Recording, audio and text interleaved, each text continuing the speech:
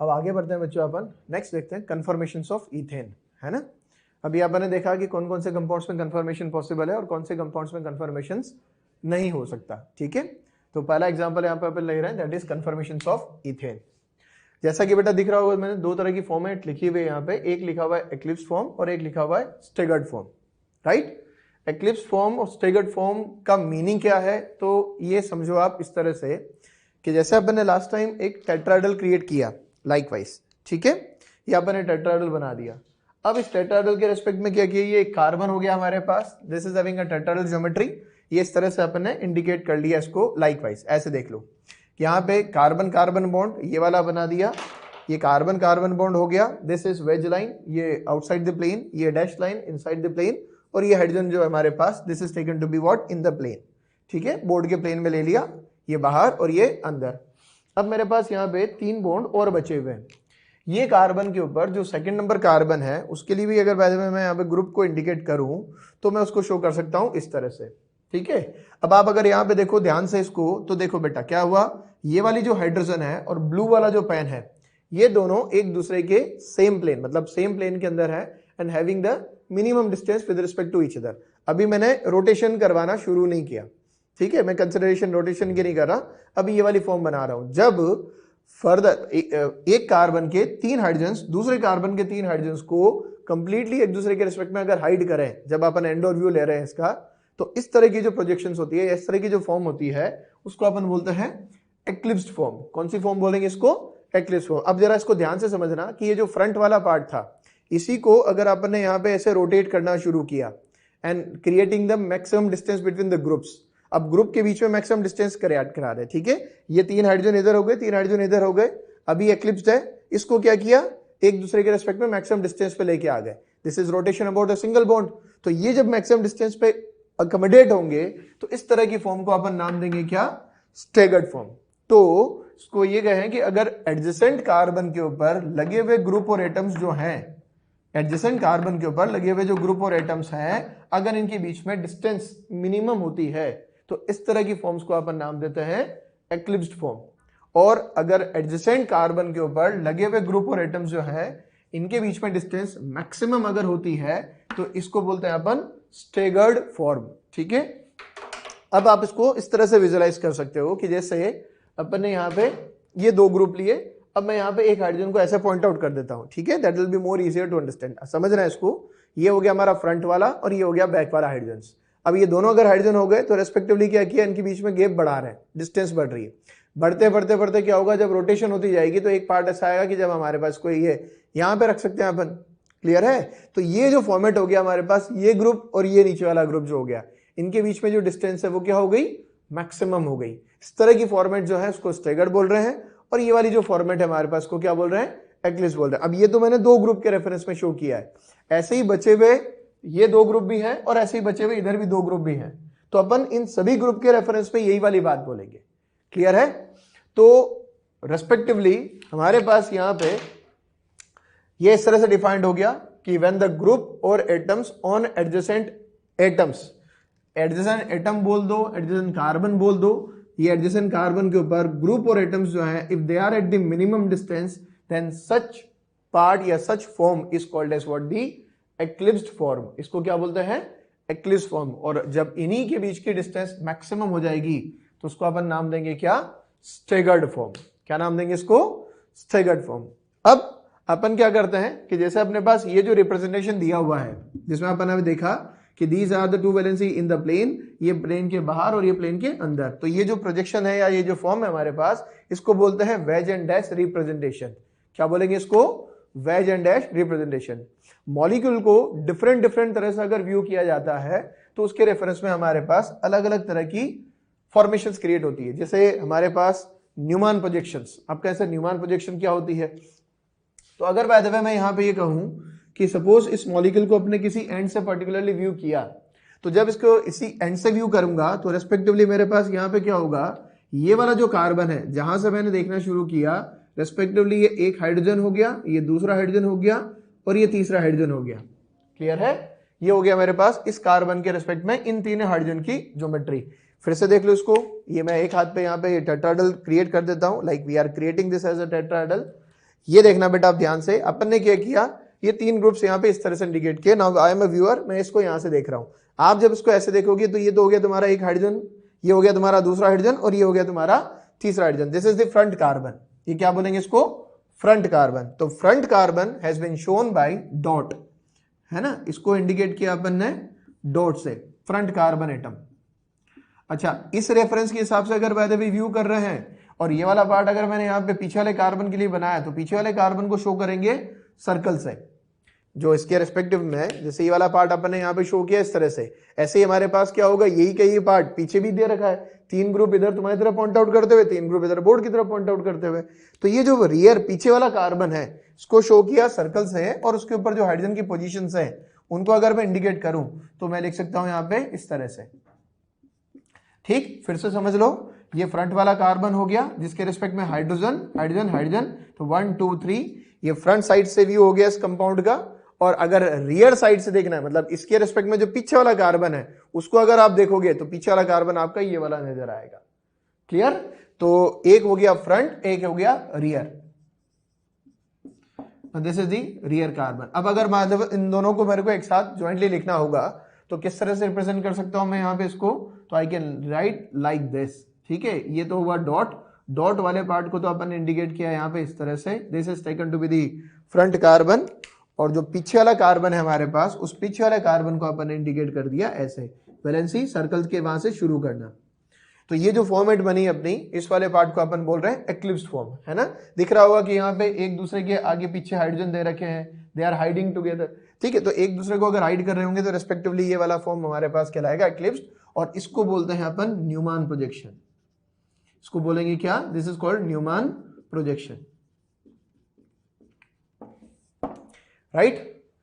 So the end on view of a 3D molecule with respect to 2 adjacent carbon, है ना, जो आप सामने वाले कार्बन के रिस्पेक्ट में अगर बाय द वे अगर अपन एंड ऑफ व्यू ले रहे हैं तो उसी वाले पार्ट को अपन बोलते हैं क्या? Newman projections. ठीक है, this is called as the end on view. ठीक है, अब इसी तरह से बेटा अगर बाय द वे इसको इंडिकेट करना हो तो इसको कैसे देखोगे? सेम केस, यहां से अगर आपने देखा तो यहां पे क्या हो गया, इसको व्यू कर दिया इस तरह से, ये हो गया मेरा फ्रंट वाला कार्बन, इधर 1 2 और ये 3, एग्जैक्टली वही चीज वाला पार्ट। और पीछे वाला कार्बन की अगर अब हम बात करें तो अब पीछे वाले कार्बन को देखना क्या रहा यहाँ पे कि ये जैसे अपन ने फ्रंट वाला पार्ट लिया था, पीछे वाला जो कार्बन है उसके रिस्पेक्ट में जो दूसरी हाइड्रोजन है वो इस तरह से थी लाइकवाइज, सो दैट डिस्टेंस आपको मैक्सिमम दिखाई दे। एक बार फिर से बना के देख लेते हैं क्या क्या पॉइंट आउट किए थे अपन ने यहाँ पे। These are the 3 groups has been taken into account. देखिए उसको, ये आपने फ्रंट वाला कार्बन लिया, ठीक, और ये आपने पीछे रियर वाला कार्बन लिया। थोड़ा सा ये ऐसे डिसलोकेट हो रखा है, इसको ऐसे देख लो, यहां पे this is taken to be like this. तो ये तो हो गया हमारे पास एक्लिप्स्ड, और जब इसको मैंने ऐसे घुमा दिया तो ये हो गया हमारे पास स्टेगर्ड फॉर्म। कौन सा फॉर्म हो गया? Staggered form. जानबूझ के एक्चुअली क्या है, इसको मार्कर के थ्रू दिखा रहा हूं सो दैट जब आप इसको घर पे प्रैक्टिस करो या घर पे बनाने की कोशिश करो तो आप इसको पेन के थ्रू या पेंसिल के थ्रू भी इजिली इंडिकेट कर सको। तो this is taken to be the staggered form. ये कौन सी फॉर्म है? स्टेगर्ड। अब आप जरा ध्यान से देखना, ये जो ब्लू वाली लाइन है और ये जो ब्लैक वाली लाइन है, इन दोनों के बीच का डिस्टेंस मैक्सिमम दिखा रखा है। क्लियर है? तो अगर मुझे इस वाले पार्ट में, आप जैसे ये मैंने शो किया फ्रंट वाला कार्बन, अब इसको मुझे शो करना है ये रियर वाला कार्बन। ठीक, वापस से देख लो, this is taken to be front carbon. Front carbon में क्या हो गया, एक लाइन ये हो गई 1 2 3 1 2 3, तो ये इस तरह से इंडिकेट कर दिया अपन ने। अब जो रियर वाला कार्बन है वो बेटा इस तरह से हो गया। तो इसको अगर मुझे दिखाना होगा तो सी, कंसंट्रेट करो यहाँ पे, अगर इसको दिखाना होगा तो कैसे लिखूंगा इसको? ये बना दिया यहाँ पे पीछे वाला कार्बन। अब पीछे वाले कार्बन के रिस्पेक्ट में एक हाइड्रोजन, ये तो हो गया मेरा डाउनवर्ड वैलेंसी, इधर हो गया मेरा ये वाला हाइड्रोजन और ये वाला पार्ट हो गया दूसरा हाइड्रोजन। सेम केस, इसको अगर बोलूंगा तो ये कौन सा बोलूंगा मैं यहाँ पे? फ्रंट। ये वाला पार्ट अगर मैं बोलूंगा तो यहाँ पे क्या बोलूंगा? रियर। इन दोनों को मिला दो। अब इन दोनों को अगर बाय द वे मिलाओगे तो रिस्पेक्टिवली क्या हो जाएगा, यहाँ पे ये ग्रुप इस तरह से शो हो जाएगा, H H H, राइट। दूसरा वाला जो पार्ट है यहाँ पे अगर बाय द वे देखोगे तो ये हो जाएगा हमारे पास, this is taken to be H H और ये H। क्लियर है? तो ये व्यू हुआ वेज एंड डैश, और ये वाला जो व्यू हुआ इसको बोलेंगे अपन न्यूमैन प्रोजेक्शन। ठीक है। न्यूमैन प्रोजेक्शन को अगर बाय द वे डिफाइन करूं तो फिर से बोल देता हूं, क्या होता है? Newman projection is basically the end on view of a 3D molecules, है ना। अपन ने इसको एंड ऑन व्यू यहां पे दिया तो रेस्पेक्टिवली इस जगह पे हमारे पास न्यूमैन प्रोजेक्शन क्रिएट हो गया। अब अपन इसी के रेस्पेक्ट में क्या करेंगे कि लाइक मॉलिक्यूल के अंदर एनर्जी वेरिएशंस कैसे होता है, लाइक वेरियस कन्फर्मेशंस जो यहाँ पे इसके कंपाउंड के बन रहे हैं तो उसकी एनर्जी वेरिएशन कैसे होती है, तो उन डायग्राम्स को आइडेंटिफाई करते हैं with some other terminology used in the given parts. अब आगे बढ़ते हैं बच्चों, will see the energy profile diagram. ठीक है, जैसे भी आपने आइडेंटिफाई किया कि इथेन के कन्फर्मेशंस में एक तो एक्लिप्स और स्टैगर्ड करके कौन कौन सी फॉर्म्स होती है, हाईएस्ट एनर्जी और लोएस्ट एनर्जी वाली फॉर्म्स। एनर्जी प्रोफाइल डायग्राम को देखने के लिए सबसे पहले कुछ जो रिक्वायरमेंट्स है उसको फाइंड आउट कर लेते हैं, राइट। जैसे अभी थोड़ी देर पहले दिखाया था मैंने अभी एक्लिप्स फॉर्म के अंदर, this is called wedge and dash representation, है ना। ग्रुप के बीच में जो डिस्टेंस है एडजेसेंट कार्बन के ऊपर वो मिनिमम आ रही है। इसको जब एंड ऑन व्यू दिया था अपन ने, वो एंड ऑन व्यू हमारे पास क्या हो गया, this is called the Newman projections. क्या बोलेंगे इसको? Newman projections. अब मॉलिक्यूल को अगर किसी सर्टेन एंगल से, ठीक है, ऑब्लिक एंगल से, या कह सकते हो कि हमारे पास अगर थोड़ा सा इंक्लाइंड प्लेन से अगर देखना शुरू करें तो in that case we are able to see the molecule in such a way also. ठीक है, ये मॉलिक्यूल का लेटरल व्यू कहलाता है। इसको बोलते हैं अपन यहाँ पे क्या, that's called as what, the sawhorse projections. ठीक, तो तीन तरह के रिप्रेजेंटेशन के बारे में मैंने बात की अभी यहाँ पे। This is called wedge and dash diagram, simple सा पार्ट, दो वैलेंसी सेम प्लेन में, एक बाहर और एक अंदर, this is called wedge and dash representation. And on view अगर दिया तो उसको बोलेंगे न्यूमैन प्रोजेक्शन। और मॉलिक्यूल का लेटरल व्यू किसी पर्टिकुलर एंगल से या स्लैंटेड व्यू अगर बाय द वे देख रहे हैं तो that is called as what, the sawhorse projections. ठीक है, अब आप बहुत ध्यान से समझना, we have written a term, एक टर्म अपन ने लिखी हुई है, दैट्स कॉल्ड डाइहेड्रल एंगल या एंगल ऑफ रोटेशन। ठीक है, या यूं बोल सकते हो उसको, this is also called as torsional angle.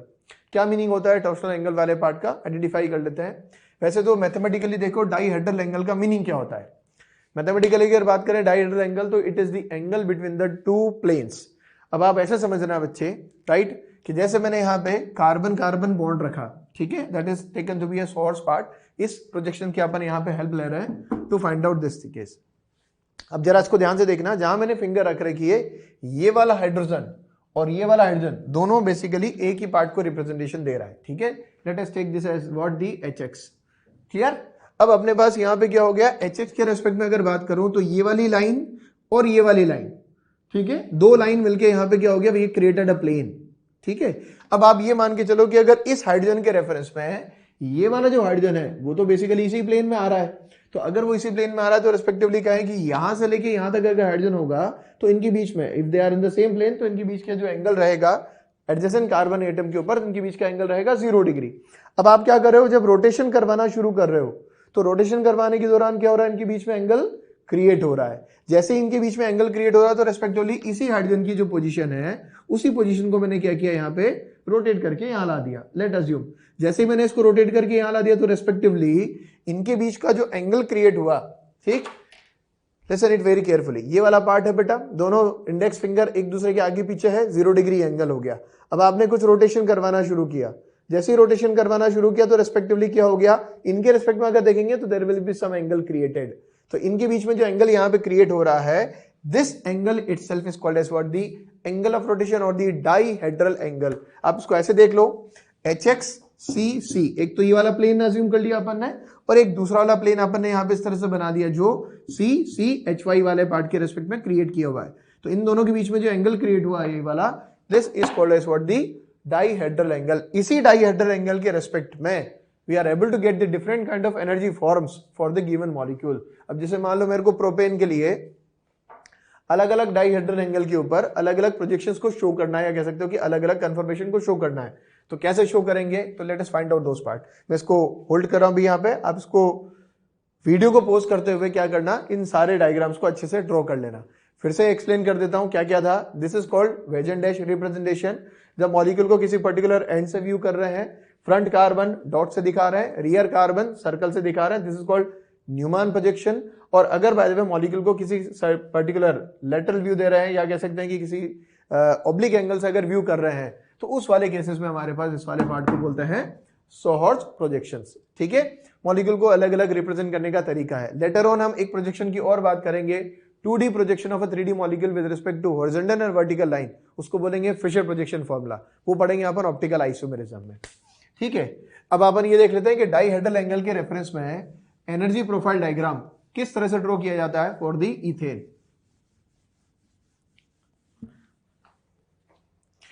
अब आप ये देखो बच्चे, जैसे सबसे पहले मैंने यहां पे क्या किया, like it is taken to be in this way, ये रखा मैंने यहां पे फ्रंट वाले हाइड्रोजन को, दिस इज नंबर 1, और पीछे वाले हाइड्रोजन को भी रख दिया मैंने यहां पे इसी तरह से। Let us draw it with the different pen. तो ये जैसे यहां पे इनको इंडिकेट कर दिया अपन ने H, ये वाला पार्ट भी ले लिया H और ये ले लिया H। ठीक है, अब यहाँ पे अगर देखोगे तो जब हाइड्रोजन के पीछे हाइड्रोजन रहेगा, लाइकवाइज हाइड्रोजन के पीछे जब हाइड्रोजन रहेगा, रेफरेंस पे किसी भी हाइड्रोजन को रख सकते हो। तो यहाँ पे अभी जो थीटा का वैल्यू है वो कितना है, 0 डिग्री। ठीक है, और थीटा का वैल्यू अगर 0 डिग्री है, अभी जो एंगल है वो 0 डिग्री अगर होगा, तो ऐसी फॉर्म का नाम अपन ने यहाँ पे क्या दिया हुआ था, that is called as what, the eclipse form. क्या नाम है इसका, एक्लिप्स्ड फॉर्म। अब आगे बढ़ो, अगर बाय द वे यहाँ पे फाइंड आउट करें हम फर्दर, कुछ रोटेशन करना शुरू किया, like we started giving the rotations, तो मैंने क्या किया, पीछे वाले पार्ट को 60 डिग्री से रोटेशन दे दिया। ठीक है, और जैसे ही रोटेशन वाला पार्ट दिया तो रेस्पेक्टिवली देखना यार क्या फिगर बनेगी यहाँ पे, ये वाला पार्ट आपके 3 हाइड्रोजन तो फ्रंट वाले ऐसे कैसे ही दिखाई दिया अपन ने यहाँ पे, और पीछे वाला जो पार्ट है जब 60 डिग्री आ गया, हमें पता है कि हम प्लेन के ऊपर 2 हाइड्रोजन को अगर इंडिकेट कर रहे हैं, ठीक है, तो उनके बीच का एंगल 120, तो जो 60 डिग्री का रोटेशन दिया तो एग्जैक्टली जो हाइड्रोजन होगी वो यहाँ मिडिल में आ जाएगी। अब आप ये देखो कि 0 से 60 डिग्री जब H का रोटेशन, आपने या कह सकते हो कि पीछे वाले हाइड्रोजन का रोटेशन कंसिडरेशन में लिया और इन दोनों के बीच का एंगल 60 डिग्री जब क्रिएट किया, तो 60 डिग्री क्रिएट करने के बाद सभी के बीच की जो डिस्टेंस है, जो मैक्सिमम पॉसिबल हो सकती है, वो हमने एक्वायर कर ली। और अगर ये वाली डिस्टेंस हमने एक्वायर कर ली तो such form is known as staggered form, इसको बोलेंगे अपन स्टेगर्ड फॉर्म। और ये वाली जो फॉर्म है वो कौन सी वाली फॉर्म है, हमारी एक्लिप्स फॉर्म। अब अगर मैं यहाँ पे फर्दर फाइंड आउट करूं, वापस से 60 डिग्री का रोटेशन अगर देना शुरू करूं, तो फिर से 60 डिग्री का रोटेशन दूंगा तो रेस्पेक्टिवली क्या हो जाएगा, ये वाला पार्ट H H H। अब ये जो हाइड्रोजन है जहां फिंगर रखी हुई है, फिर से 60 डिग्री अगर आपने रोटेट करवा दिया, तो ये 60 डिग्री रोटेट करने के बाद ये हाइड्रोजन जो है, अब इस हाइड्रोजन के पीछे ये वाला फिर से वैसे ही और ये वाला पार्ट फिर से वैसे ही, यानी कि हमारे पास हर 60 डिग्री के ऊपर हमें एक एनर्जी मैक्सिमा और एक एनर्जी मिनिमा मिलेगा। ये वाला जो पार्ट हुआ इसमें थीटा 120 लिया, अब कहें सर 120 कैसे, वो तो 0 डिग्री हो गया, तो मैंने 120 इन दोनों के रेफरेंस में लिया है, this is taken to be A, और ये आप ले लो X। तो ये जो A वाला पार्ट है ना, वो तो अपन ने यहीं कहीं रखा, और जो X वाला पार्ट है वो हमारे पास A के रेफरेंस में 120 डिग्री एंगल के ऊपर आ गया। फिर अगर और आगे चले बेटा, फिर 60 डिग्री फर्दर रोटेट किया, जैसे ही फिर 60 डिग्री रोटेट किया तो रिस्पेक्टिवली यहाँ पे क्या हो गया अपने पास, ये ग्रुप हो गया 1 2 और ये हो गया 3। फिर इसी तरह से अगर यहाँ पे बात करूं तो 1 2 और ये हो गया हमारे पास 3। फिर से कौन सी वाली फॉर्म बन गई बच्चे, फिर बन गए हमारे पास ये स्टेगर्ड फॉर्म। और थीटा की वैल्यू अगर रेफरेंस वाइज देखो तो 180, कैसे, वही सेम पार्ट आपने यहाँ पे इसको इंडिकेट किया था A से और इसको इंडिकेट किया था X वाले पार्ट से। तो रेफरेंस के हिसाब से अगर बात करें तो ये जो CHA वाली लाइन और CHX वाली लाइन, इन दोनों के बीच का एंगल अगर देखा जाएगा तो that is nothing but now 180 degree.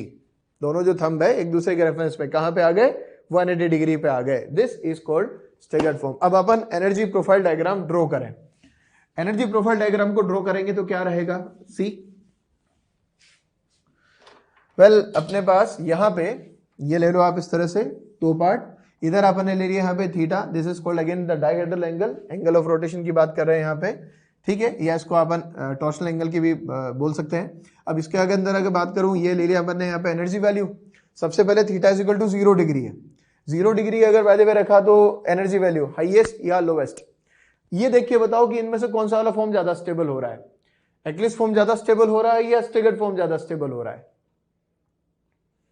Answer is staggered form is more stable. Reason means यहां पे अगर देखेंगे तो ग्रुप के बीच में डिस्टेंस मिनिमम हो रही है, वैसे हाइड्रोजन का रेस्पेक्टिवली एक दूसरे के रेस्पेक्ट में इतना स्टेरिक रिपल्शन इनकॉर्पोरेट नहीं होता। लेकिन अगर यहां देखोगे तो जो बॉन्ड और बॉन्ड के बीच की जो डिस्टेंस है वो हमारे पास क्या हो गई, मैक्सिमाइज हो गई, और बॉन्ड और बॉन्ड के बीच की डिस्टेंस मैक्सिमाइज हो गई, तो जो CH बॉन्ड के बॉन्ड पेयर के इलेक्ट्रॉन्स है और जो रियर कार्बन के CH बॉन्ड के बॉन्ड पेयर के इलेक्ट्रॉन्स हैं, वो उनके बीच का रिपल्शन जो है वो मिनिमम हो जाएगा। तो आप कह सकते हो कि जब theta is equal to 0 degree है तो ये सबसे कम स्टेबल फॉर्म है, और सबसे कम स्टेबल है तो उसकी एनर्जी वैल्यू जो रहेगी वो सबसे ज्यादा रहेगी। अब आपके पास ये हाईएस्ट एनर्जी वाला पार्ट हो गया। अब आपने क्या किया, 60 डिग्री मतलब इसको रोटेट करना शुरू किया। जैसे ही रोटेट करना शुरू किया रिस्पेक्टिवली इन दोनों के बीच का जो डिस्टेंस है वो बढ़ना शुरू हो गया। जैसे ही डिस्टेंस बढ़ना शुरू हो गया तो रिस्पेक्टिवली क्या होगा, एनर्जी वैल्यू डाउन होना शुरू होगी। कहां तक डाउन होती जाएगी, जब तक कि आपके पास हमारे पास 60 डिग्री एंगल एक्वायर करोगे तो ये हमारे पास मोस्ट स्टेबल फॉर्म बन गई। फिर उसके बाद अगर फिर 60 डिग्री बढ़ा दिया तो ये वाला पार्ट फिर आगे बढ़ गया, फिर आगे बढ़ गया तो रिस्पेक्टिवली अब यहाँ पे 120 डिग्री आ गया। मतलब ये तो हो गया हमारे पास एक्लिप्स फॉर्म और ये हो गया हमारे पास स्टैगर्ड फॉर्म। फिर अगर बात करें तो next again will be having further staggered form. कितना एंगल हो गया, 180। तो ये हमारे पास 60 60 60 180 एंगल हो गया। 180 एंगल होने के बाद we are getting this form. Further अगर आगे बढ़े तो ये 240, 240 के बाद 300, 300 के बाद 360। तो likewise we are able to get ये 240, ये हो गया हमारा 300, और यहाँ पे अगर गए तो ये हो जाएगा हमारे पास 360। तो इस HX वाली हाइड्रोजन को जब पूरा का पूरा एक रोटेशन करवाएंगे तो respectively we are able to get the different kind of forms, और वो इनफाइनाइट फॉर्म्स हमारे पास मिल रही है। हर पॉइंट के रेस्पेक्ट में अगर आप बात करोगे तो हर डिफरेंट पॉइंट्स होंगे, वो इस मॉलिक्यूल का डिफरेंट कन्फर्मेशंस होगा। तो we are able to say that there are the infinite conformation possible for the given molecule. और ये इसका एनर्जी प्रोफाइल डायग्राम हो गया। अब कुछ और टर्म इसके साथ आप ये देखना कि जो सबसे कम स्टेबल और जो सबसे ज्यादा स्टेबल फॉर्म है, तो ज्यादा स्टेबल और कम स्टेबल फॉर्म के बीच की जो एनर्जी डिफरेंसेस है, इस एनर्जी डिफरेंस को अपन बोलते हैं WE and that is called as what, the REB। अब क्या सर ये REB क्या होता है? This REB term is already listen by you, ये ऑलरेडी पहले आपने सुन रखा है। वो ये कि this is called rotational energy barrier. This is called rotational energy barrier. मतलब मोस्ट स्टेबल फॉर्म और जो लीस्ट स्टेबल फॉर्म है, उन दोनों के बीच का जो एनर्जी गैप हमारे पास आ रहा है for the given ethane molecule, इस वाले पार्ट को बोल रहे हैं rotational energy barrier. Single bond के अबाउट जब हमारे पास ग्रुप और एटम थी, यहाँ पे रोटेशन हो रही है, तो उसकी वजह से हमारे पास स्टेबल और अनस्टेबल फॉर्म्स एक्वायर हो रही है, और उनमें से जो सबसे ज्यादा स्टेबल है, सबसे ज्यादा अनस्टेबल फॉर्म्स है, उन दोनों के बीच का जो एनर्जी गैप है उसको नाम दिया क्या, रोटेशनल एनर्जी बैरियर।